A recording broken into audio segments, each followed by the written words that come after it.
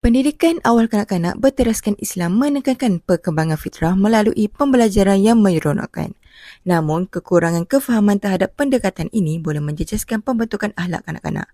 Oleh itu, satu sesi temu bual bersama dua orang guru tadika terkalib dijalankan bagi meneroka penerapan nilai Islam dalam bilik darjah. Ini merupakan latar belakang responden. Cikgu Dewi berbaju biru telah berkhidmat selama 2 tahun lebih di tadika terkalib, manakala Cikgu Siti berbaju coklat telah berkhidmat selama 1 tahun lebih.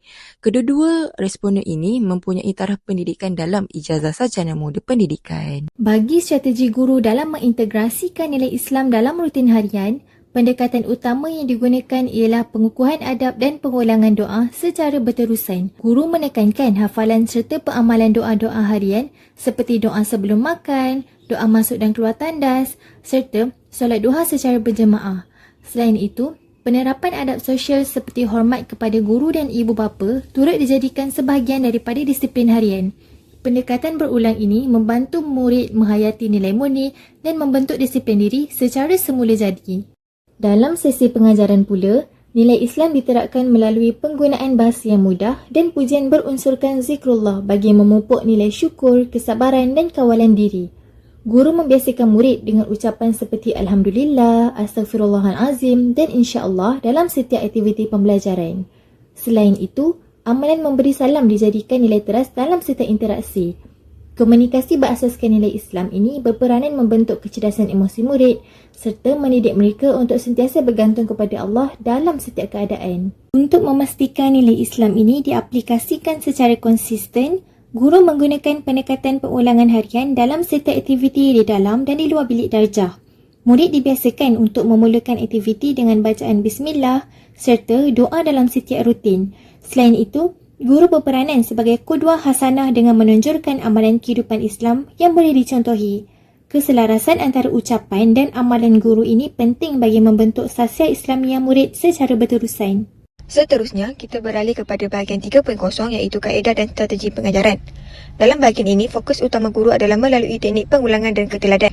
Guru bukan sekadar mengajar teori, malah menjadi role model dari segi tutur kata dan perlakuan agar dapat dicontohi oleh murid secara semula jadi. Strategi ini selari dengan kajian yang menyatakan bahawa kualiti peribadi guru adalah faktor dominan dalam pembentukan moral kanak-kanak. Selain itu, pendekatan yang digunakan sangat fleksibel. Kita memahami bahawa setiap kanak-kanak mempunyai tahap kognitif yang berbeza. Jadi, aktiviti disesuaikan mengikut kemampuan mereka melalui konsep belajar sambil bermain.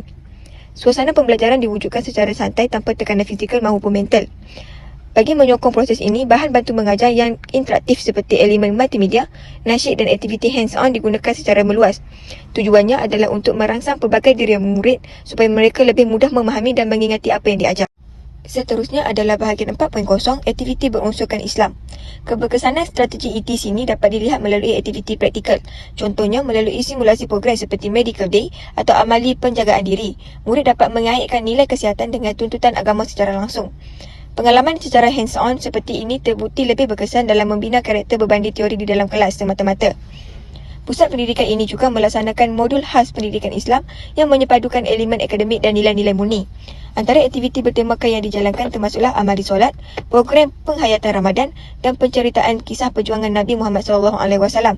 Kesimpulannya, pelaksanaan modul ini adalah untuk memastikan keseimbangan antara aspek jasmani, emosi, rohani dan intelek, selari dengan tuntutan kurikulum standard prasekolah kebangsaan KSPK bagi melahirkan identiti Muslim yang kuat sejak usia awal. Seterusnya, sikap dan perkembangan kanak-kanak.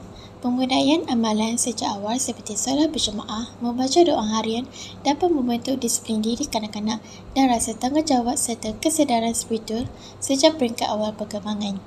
Penglibatan ibu bapa dan guru secara konsisten dalam membimbing amalan keagamaan dapat menyokong perkembangan rohani, emosi dan sosial kanak-kanak secara seimbang. Aktiviti secara berkumpulan menggalakkan nilai kerjasama dalam hubungan sosial yang positif. Penerapan nilai Islam juga secara berterusan melalui amalan praktikal menyumbang kepada perkembangan holistik dan pembentukan sasiah mulia. Seterusnya, penilaian perkembangan akhlak dan kerohanian. Penilaian perkembangan akhlak dan Qurani kadang-kadang merupakan bentuk asas kepercayaan kepada Tuhan serta penerapan nilai murni yang membina sasiah mula sejak peringkat awal usia kanak-kanak. Dari segi aspek keimanan, kemanusiaan dan kemasyarakatan, ia juga sebagai teras perkembangan holistik yang membolehkan guru mengenapasi tahap penghayatan nilai serta kebolehan kanak-kanak mengaplikasikan akhlak dalam kehidupan seharian mereka. Penilaian akhlak membantu guru mengenapasi tahap penghayatan nilai dan moral oleh kanak-kanak sekaligus menyokong pembentukan sasiah mulia serta pembangunan holistik dari segi rohani, emosi, sosial dan moral. Perubahan positif terhadap perkembangan kanak-kanak. Pendekatan pembelajaran kanak-kanak menekankan keseimbangan antara perkembangan kognitif, emosi, sosial dan moral dan bukan semata-mata pencapaian akademik. Dengan fokus pada kesejahteraan emosi, kanak-kanak dapat membina keyakinan diri, motivasi, empati serta sikap positif yang menyokong pembentukan sasiah yang menyeluruh. Teori pembelajaran sosial menekankan kanak-kanak belajar secara aktif melalui pemerhatian, peniruan dan interaksi sosial. Teori Albert Bandura menekankan bahawa tingkah laku positif guru seperti kasih sayang, pujian dan galakan akan ditiru oleh kanak-kanak sekaligus membentuk tingkah laku yang baik. Penyediaan persekitaran pembelajaran yang selamat dapat mengurangkan tekanan dan meningkatkan tumpuan kanak-kanak semasa di dalam kelas. Seterusnya kita akan beralih ke bahagian cabaran pengajaran. Dalam melaksanakan pendidikan Islam di peringkat awal kanak-kanak, kita perlu sedar bahawa tugas guru bukan sekadar mengajar, tetapi mengurus kepelbagaian. Setiap kanak-kanak datang dengan latar belakang keluarga dan tahap pendedahan agama yang berbeza. Oleh itu, penerapan nilai Islam ini bukanlah satu tugas yang boleh diselesaikan dalam masa sehari dua. Sebaliknya, ia merupakan satu proses bimbingan yang perlu dilakukan secara berterusan dan konsisten dengan penuh kesabaran. Cabaran guru dalam penerapan nilai Islam. Pertama, latar belakang amalan agama di rumah. Guru mendapati ada kanak-kanak yang belum terbiasa dengan amalan asas seperti membaca doa atau memberi salam. Ini bermakna guru perlu memulakan dari asas dan melakukan pengulangan yang lebih kerap di sekolah. Kedua, perbezaan tahap kefahaman. Setiap kanak-kanak mempunyai kadar perkembangan yang unik. Ada yang cepat memahami arahan, ada yang memerlukan bimbingan lebih lama. Ini menunjukkan kebijaksanaan guru untuk menyesuaikan teknik pengajaran mengikut kemampuan individu. Ketiga, fitrah kanak-kanak dan keinginan bermain. Kanak-kanak secara semula jadi suka bermain. Cabaran bagi guru adalah bagaimana hendak menyelitkan nilai ilmiah dan Islamik ke dalam aktiviti bermain supaya mereka belajar tanpa rasa terbebani. Dan keempat, tahap tumpuan dan emosi. Kanak-kanak pada usia ini mempunyai fokus yang singkat dan sukar memahami konsep yang abstrak. Oleh itu, pengajaran perlulah lebih kreatif dan praktikal agar mereka tetap berminat. Seterusnya, langkah mengatasi yang dilaksanakan oleh guru. Langkah pertama adalah pengulangan rutin secara konsisten. Guru menjadikan amalan seperti membaca doa dan memberi salam sebagai rutin wajib setiap hari supaya kanak-kanak terbiasa secara semula jadi. Langkah kedua adalah melalui qudwah hasanah atau contoh teladan. Memandangkan kanak-kanak sangat suka meniru, guru sentiasa menjaga tutur kata dan tingkah laku agar menjadi model peranan yang terbaik untuk mereka. Langkah ketiga ialah pendekatan belajar sambil bermain. Bagi mengatasi masalah kurang fokus, guru menggunakan kaedah yang menyeronokkan dan fleksibel, namun tetap mempunyai pengisian nilai Islam yang kuat. Dan yang terakhir adalah kerjasama erat dengan ibu bapa. Guru sedar pendidikan awal memerlukan penglibatan keluarga. Oleh itu, guru berkongsi amalan di tadika supaya ibu bapa dapat menyokong dan meneruskan pembiasaan tersebut di rumah. Seterusnya adalah peranan ibu bapa. Guru mendapati ibu bapa yang mempraktikkan amalan agama di rumah seperti solat duha dan zuhur memberi kesan positif kepada perkembangan anak. Oleh itu, ibu bapa perlu berperanan melengkapkan pembelajaran yang diterapkan di sekolah. Seterusnya, peranan ibu bapa dalam menyokong pembentukan nilai. Ibu bapa menjadi contoh utama dalam pembentukan nilai agama dan sasiah anak. Amalan di sekolah perlu diteruskan di rumah melalui solat, puasa dan aktiviti pembelajaran tidak formal. Akhir sekali, cadangan mengatasi daripada guru.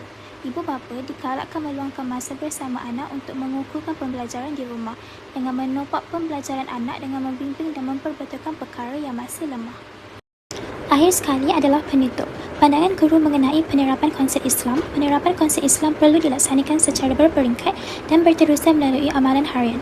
Konsep Islam tidak diajar secara teori semata-mata, tetapi melalui rutin dan contoh amalan seperti solat, puasa dan akhlak. Seterusnya, cadangan penambahbaikan daripada guru. Ibu bapa perlu lebih aktif meneruskan pembelajaran Islam yang diajar di sekolah, meluangkan masa berkualiti untuk pembelajaran tidak formal dan melengkapkan kelemahan anak.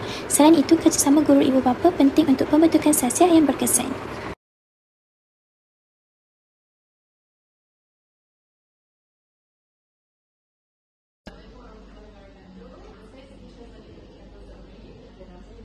Ciri dan ada tu memang setiap hari kami akan repeat dulu makan, kuali final, ataupun kita belajar juga lah tentang orang-orang mati, ada guru, ada parents, nilai-nilai yang Alhamdulillah, tak reward, Alhamdulillah, marah, cakap Astagfirullahaladzim, macam buat salah, kita sehari. Teacher sendiri akan sebut mana mereka. Every day kita membuat benda yang sama. Dalam bentuk anak-anak ada cara Islam. Kita makan, sebab ada doa, anak wajib baca. Semua kepada akhlak dan moral ke dalam diri anak-anak. Dalam kelas, anak-anak kalau pergi toilet, cakap teacher ambil air ke toilet, pinjam barang kawan, kami tak mesti dulu. Lapan akhlak tu, mesti yang dulu. Anak akan belajar dari internet. Saya menyebabkan akhlak dalam diri anak.